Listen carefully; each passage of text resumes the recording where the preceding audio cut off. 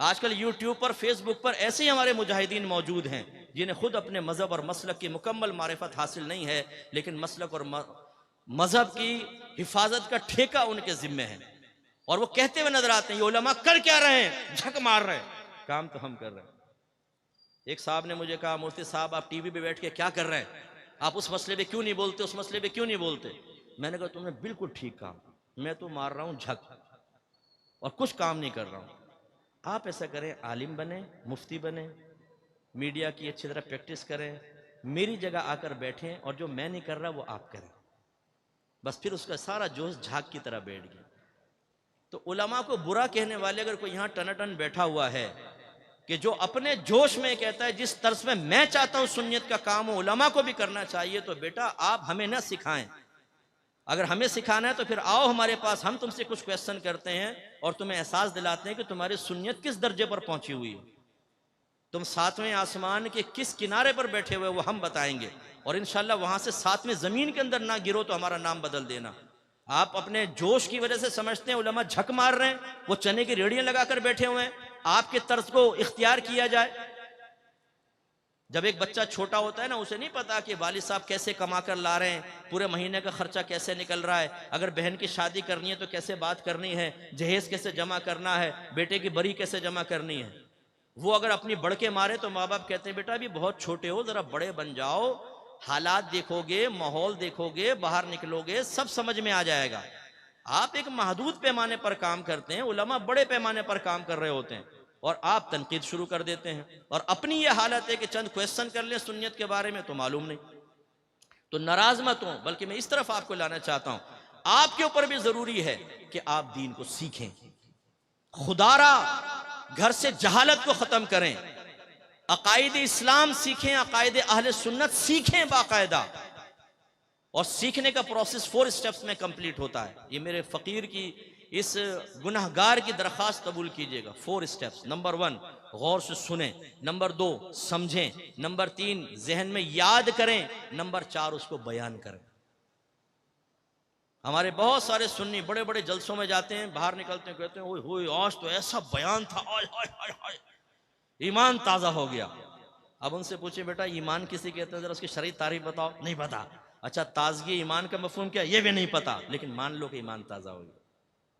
اچھا چلو مان لیا تمہارا تازہ ہو گیا ایمان، اچھا کیا بیان ہوا وہ بیان کریں۔ یہ تو یاد نہیں، لیکن بیان بڑا زبردست۔ بڑے بڑے بیان سنیں گے، یاد کچھ بھی نہیں رہتا، کیوں؟ ہم نے یاد کرنے کے لیے کبھی بیٹھے نہیں ہیں، اور ذہن میں ہو اور ہم کہ اچھا اب اس کو بیان کر دو، تو یہ بیان تو نہیں کر سکتا، تبھی ہم کہیں دفاع نہیں کر سکتے۔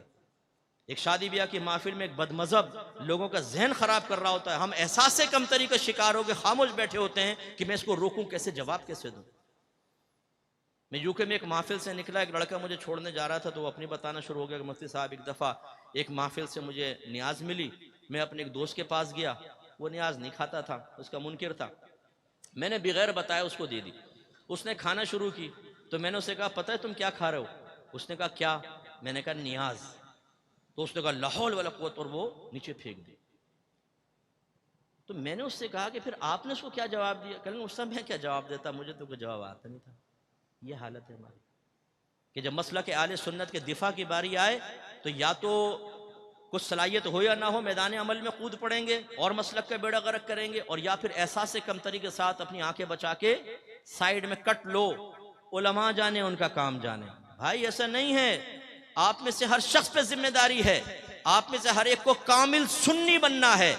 عقیدہ اہل سنت، عقیدہ اسلام میں سے کوئی بات آپ سے پوچھی جائے، اس کا خلاصہ، اس کی سمری آپ کے ذہن میں ہونی چاہیے۔ آپ کہیں پوچھو مجھ سے، میں بتاتا ہوں۔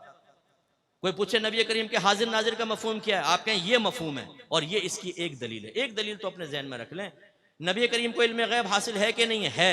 وہ کون سے 10 عقیدے ہیں کہ جو علم غیب کے سلسلے میں ہم وقت ہمارے ذہن میں ہونے چاہیے؟ ذرا ان میں گڑبڑ پیدا ہوئی بدعتی ہو جائیں گے، کافر ہو جائیں گے۔ آپ کہیں یہ ہیں علم غیب، اسے کہتے ہیں، نبی کریم کے لیے یہ ہمارا عقیدہ ہے اور یہ 10 عقائد یہ لے، فوراً آپ بتائیں۔ تقلید کسے کہتے ہیں؟ اسے کہتے ہیں تقلید شخصی واجب ہے، یس، اس کی دلیل کیا ہے؟ یہ دلیل ہے۔ استمداد اولیاء جائز ہے، انبیاء علیہ السلام سے مدد طلب کرنا جائز ہے، اس میں بنیادی عقیدہ کیا ہے؟ اللہ سے مدد طلب کرنا افضل اور اولا ہے یا انبیاء علیہ السلام سے مانگنا؟ افضل اور مفضول کی پہلے پہچان. پھر کیا دلیل ہے آپ کے پاس کہ اولیاء اعظام سے آپ طلب کرتے ہیں، استمداد کرتے ہیں؟ کیا دلیل ہے؟ صاحب مزار سے سامنے جا کے مخاطب ہو کے کچھ طلب کرنا کیا شرعاً یہ جائز ہے؟ دلیل ہونی چاہیے آپ کے پاس.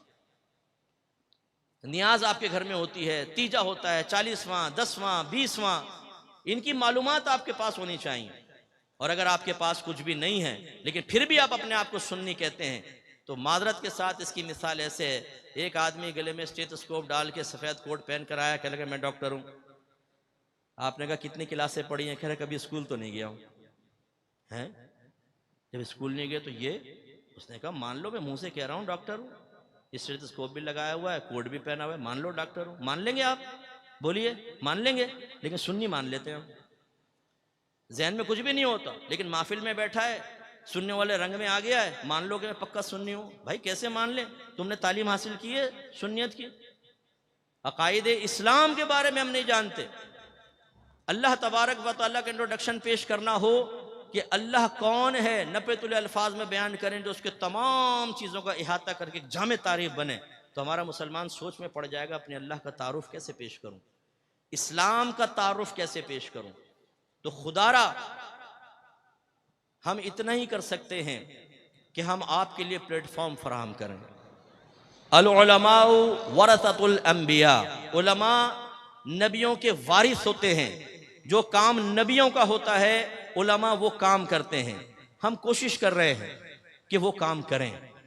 اس کے لیے ہم نے ادارے قائم کیے ہیں، اس کے لیے ہم نے ٹیچر تیار کیے. یہ سب ہمارے تیار شدہ بچے ہیں جتنے بیٹھے ہوئے تقریباً یہ ہماری اکیڈمی سے فارغ شدہ ہیں.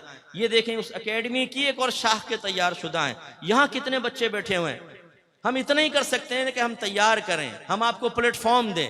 اب آپ کا کام ہے کہ آپ اپنے نقص کو دور کریں. آپ صحابہ کرام کے طریقے پہ چلتے ہوئے، جیسے نبی نے قرآن پڑھا صحابہ نے سنا، آپ سننے کے لیے آئے. سرکار نے تزکیہ نفس فرمایا، صحابہ کرام نے اپنا تزکیہ کیا، آپ تزکیہ حاصل کرنے کے لیے آئیں. سرکار نے کتاب و حکمت سکھائی، آپ خود سیکھیں، اپنے بچوں کو، اپنے گھر والی خواتین کو سکھائیں. یہ اب آپ کی ذمہ داری ہے. ایک آدمی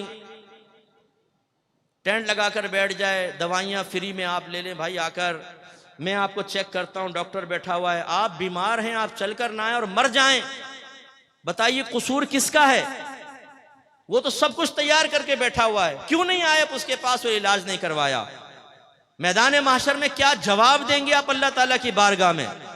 یہ کہیں گے اللہ تعالیٰ وقت ہی نہیں تھا، بیوی کے لیے وقت تھا، بچوں کے لیے وقت تھا، کاروبار کے لیے تھا، PSL کے میچ دیکھنے کے لیے تھا، چرسی موالی شرابی لڑکیوں کا پیچھا کرنے والے دوستوں کے پاس 4-4 گھنٹے بیٹھنے کے لیے وقت موجود تھا، تاشی گڈیاں سنبھالنے کے لیے وقت موجود تھا، شرطیں لگانے کے لیے وقت موجود تھا، فیس بک کے لیے تھا، واٹس ایپ کے لیے تھا، یوٹیوب پہ کلپس دیکھنے کے لیے وقت موجود تھا، ویسے ہی لیٹنے کے لیے وقت موجود تھا، پکنک پوائنٹ پہ جانے کے لیے وقت موجود تھا، لیکن دین سیکھنے کے لیے وقت موجود نہیں تھا.